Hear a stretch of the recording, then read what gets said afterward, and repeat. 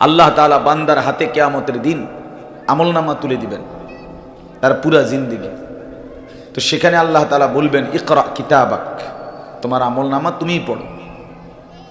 কাফা বিনাফসিকাল ইয়াউমা আলাইকা হাসিবা, আজ তোমার হিসাবের জন্য তুমিই যথেষ্ট। তো তখন বান্দা নিজের আমলনামা নিজে দেখবে, তো দেখে ওখানে লক্ষ্য করবে যে তার জীবনের একটা সেকেন্ড, একটা নিঃশ্বাস, ছোট বড়, সামান্য থেকে সামান্য কোনো কিছুও এই হিসাবের মধ্যে, আমলনামার খাতার মধ্যে বাদ দেয় না।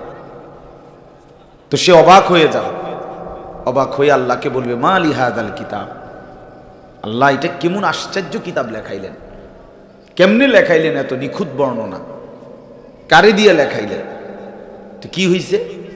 তো সে বলবে, লা ইউগাদিরু সাগীরাতান ওয়ালা কাবীরাতান ইল্লা আহসাহা, এখানে তো দেখি আমার জীবনের ছোট বড় কিছুই বাদ দেয় না, বরং সব কিছু গুণে গুণে হিসাব করে লিপিবদ্ধ করা হয়েছে। তাহলে এই জন্য আসলে বাস্তবতা, দুনিয়াতে তো আমরা অনেক সময় বলি যে আমি এটা আসতে আসতে কইছি, ইতান কথাও কি মানুষে ধরেনি। আল্লাহ তাআলা বলে না, আমি এটা ধরি, আমার ফেরেশতা এটাও লেখ, হাসতে হাসতে বলো আর কাশতে কাশতে বলো, এখানে এটা কোনো দেখার বিষয়। চা দোকানে বলছো না অটোত বইয়া বলছো, মস্কারি করে কইছো না টিস্কারি করে কইছো, ইতান কোনো বিষয়, যা বলছো তাই হিসাব। মা ইয়ালফিযু মিন কাউলিন ইল্লা লাদাইহি রাকীবুন আতীদ, আল্লাহ তাআলা বলে বান্দার জবান দিয়ে যা কিছু বের হয় সব কিছু আমার ফেরেশতা লিখে রাখছে, সব কিছু। আলিমাত নাফসুম মা কদ্দামাত ওয়া আখারাত, প্রত্যেকটি মানুষ দেখতে পাবে নিজের হায়াতে যা করেছে তাও, নিজে দুনিয়াতে মৃত্যুর সময় রেখে গেছে যা তাও। ভালো যা রেখে গেছেন তার বিনিময়ও পাবেন, মন্দ যা রেখে গেছেন তার বিনিময়ও পাবেন। নিজে ভালো যা করেছেন তাও পাবেন, নিজে মন্দ যা করেছেন তাও পাবেন। তাহলে ছোট থেকে ছোট, বেশি থেকে বেশি কোনো কিছুই বাদ যাবে না। এই জন্য আমি এটা সবসময় বলি, কম কিংবা বেশি, সামান্য কিংবা অনেক, সবটাই দাম। আল্লাহর কথা একটু বললেও দামি, অনেক বললেও দামি। আল্লাহর নাম একবার নিলেও দামি, 1000 বার নিলেও কি। হাদিসের মধ্যে আছে, রাসূলুল্লাহ সাল্লাল্লাহু আলাইহি ওয়াসাল্লাম ইরশাদ করেছেন, লা তাহকিরান্না মিনাল মারুফি শাইআন, তোমরা কোন নেক আমলকে হাকির, ছোট মনে করবে না, সামান্য মনে করো না। প্রত্যেকটা একেবারে প্রয়োজনে নবীজি সাল্লাল্লাহু আলাইহি সাল্লাম বলছেন যে মনে করেন একজনে তার বালতিটা কলের মধ্যে চিপ্পা পুরাইতেছে, আপনি আপনার বালতি পুরাই লাইছেন, এখন উনি কল চিপতেছে, আপনি দেখলেন যে লোকটা দুর্বল, কল চিপতেছে বেচারা, ঠিক আছে, কিন্তু তার কষ্ট হইতেছে, তো আপনি নিজের বালতির থেকে অর্ধেক পানি তার বালতি দিয়ে দিলেন, তাহলে বেচারার বালতিটা তাড়াতাড়ি পুড়ে গেল, সে একটু আরাম পাইল। আল্লাহ নবী সাল্লাল্লাহু আলাইহি সাল্লাম বলেন, এটাকেও তুমি ছোট মনে করো না, হাসরের ময়দানে দেখবা এটুকুর জন্য তোমার আমল নামে অনেক বড় সাদাকা, আল্লাহর রাস্তায় খরচ করার সওয়াব উঠে গেছে। এইভাবে ছোট্ট হোক, একজনে বালতিটা আলগি দিতে পারতেছে না, তুমি তার একটা পাশ ধরো, ধৈর্য তারে গন্তব্যে পৌঁছায় দাও, এতেও ছোট্ট হোক অনেক বড় নেকি। রাসূলুল্লাহ সাল্লাল্লাহু আলাইহি সাল্লাম বলেন, কোন অন্ধকে রাস্তা পার করে দেওয়া সাদাকা, আল্লাহর রাস্তায় দান করার সওয়াব। এইভাবে কুল্লু মারুফিন সাদাকা। এই জন্য সামান্য হোক অল্প হোক, প্রতিটি নেক আমলের সুযোগ ফেলে দিতে নাই। আমি আর এই কদ্দুর করলে কি হবো না, এই কদ্দুরে অনেক নেকি হবে, আমি আর এত বড় বিল্ডিং, আমি আর টাকা 100 দিয়ে আমার, হ্যাঁ মাদ্রাসার কত বড় কাজ, টাকা 100 দিয়ে আর হবেটা কি না, আপনি 100 টাকাই দেন, এতে দেখবেন হাসরের ময়দানে আপনার অনেক বড় পুঁজি হয়ে গেছে। আবার আল্লাহ নবী সাল্লাল্লাহু আলাইহি সাল্লাম বলছেন, গুনার ব্যাপারেও ছোট্টটাকেও বেঁচে থাকো, ইয়াকা ওয়া মুহাক্কারাতিজ যুনুব ফা ইন্না লাহা মিনাল্লাহি তালিবান, সাবধান, ছোট্ট গুনাহ, হাকির, সামান্য গুনাহ, এর থেকেও নিজেকে বাঁচিয়ে রাখো। কেননা এই ছোট্ট গুনাহের ব্যাপারেও হাসরের ময়দানে আল্লাহ তাআলার প্রশ্নের মুখোমুখি হবে। আল্লাহ তাআলা জিজ্ঞেস করবেন, বান্দা এটা কেন করলে, এটা কেন ছাড়লে, লিমা ফাআলতা হাদা, লিমা তারাকতাহা, এটা করলে কেন, এটা ছাড়লে কেন। এভাবে ছোট্ট ছোট্ট বিষয় হলো জিজ্ঞেস করবে।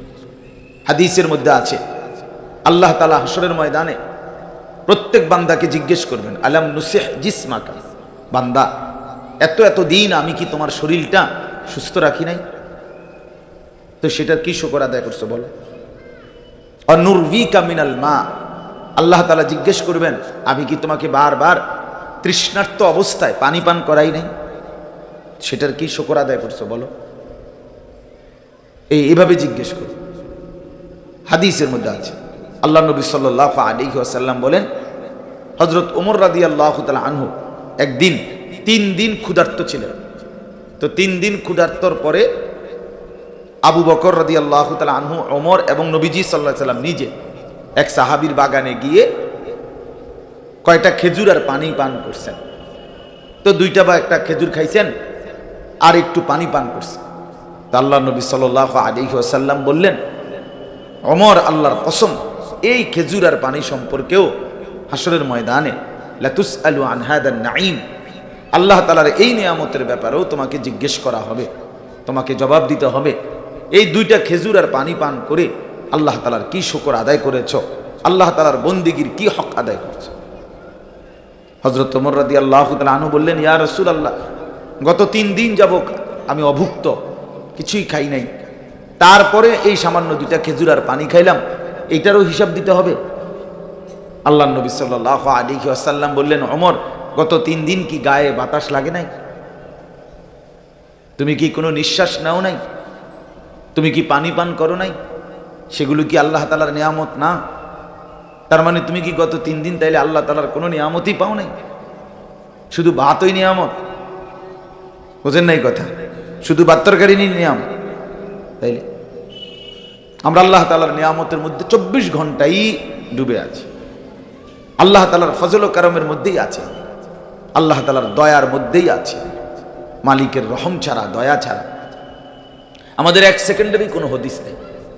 প্রতিটি নিঃশ্বাস আলাদা আলাদা আল্লাহর কাছে অনুমতি নেয়। প্রত্যেকটা নিঃশ্বাস ঢুকতে আলাদা অনুমতি নেয়। প্রত্যেকটা ওই বাচ্চা, ও বাবা কথা বলো না, চুপ, তুমি তো কথা হইতে মানা করো সদব।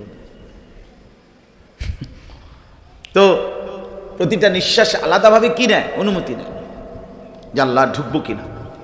প্রত্যেকটা নিঃশ্বাস বের হওয়ার সময় রব্বুল আলামিনের কাছে অনুমতি নেয় আলাদা আলাদা। 1 সপ্তাহের নিঃশ্বাস একসাথে অনুমতি নেয় না, আলাদা আলাদা আলাদা আলাদা। এই জন্যই তো বলে যে উনি শেষ নিঃশ্বাস ত্যাগ করলেন, তার মানে এরপরের নিঃশ্বাস আর ঢুকবার কি পায় নাই? অনুমতি পায় না, পায় না। এই যে মারা গেছেন মানে শেষ নিঃশ্বাস ত্যাগ করছেন। এই তাহলে প্রত্যেকবার আলাদা আলাদা। কোরআন শরীফে আছে আল্লাহ তাআলা বলেন, বান্দা প্রতিদিন তুমি যখন ঘুমাও তো আমি আল্লাহই তোমার রূহ দেহ থেকে আলাদা করে ফেলি, এরপরে আমি চাইলেই ফেরত দিই, না চাইলে আটকায় রাখি।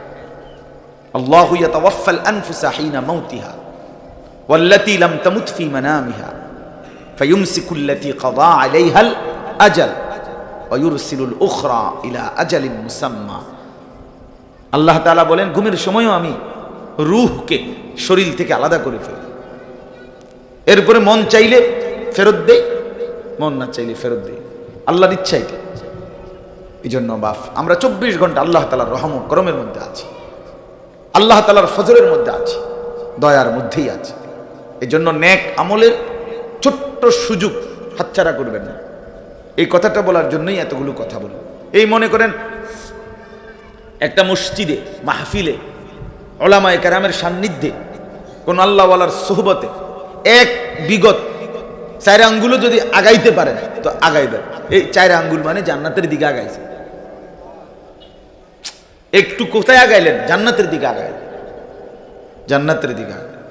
সামনের কাতার আর দ্বিতীয় কাতার, আসমান ও জমিনের ব্যবধান।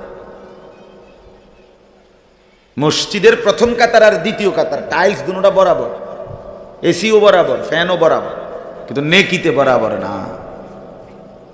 আসমান জমিনের ব্যবধান। মসজিদের ডান দিকের ফজিলত আর বাম দিকের ফজিলত, কাতারের ডান দিকে সামনের আর বাম দিকে অনেক ব্যবধান। অনেক ব্যবধান, অনেক ব্যবধান।